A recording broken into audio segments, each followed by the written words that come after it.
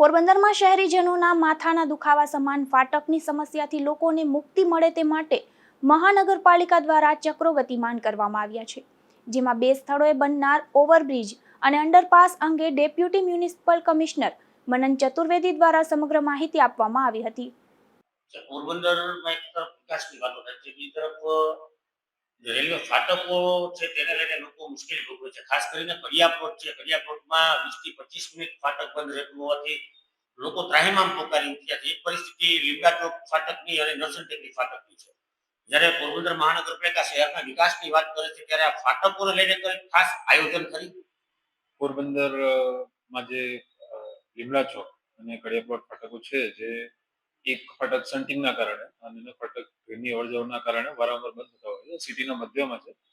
તેને ધ્યાનમાં રાખીને પોરબંદર મહાનગરપાલિકાએ આ ફાટક ના ઉપર ઓવરબ્રિજ અને એક જગ્યાએ અંડરપાસ, જે કડિયા પ્લોટ છે ત્યાં અંડરપાસ બનાવવાનું અને લીમડા ચોક સુધી ઓવરબ્રિજ બનાવવાનું આયોજન કરેલ છે.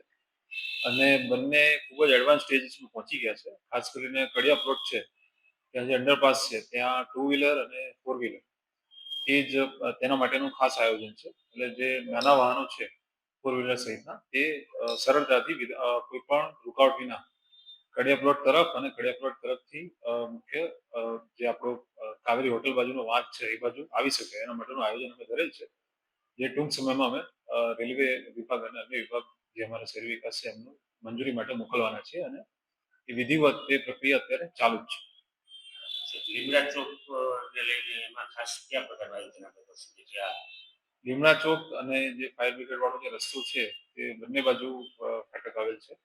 તેમાં ખાસ કરીને નીચે સર્વિસ રોડ અમને મળી રહે તે માટે અમે સિંગલ લેનનું આયોજન અત્યારે વિચારેલું છે.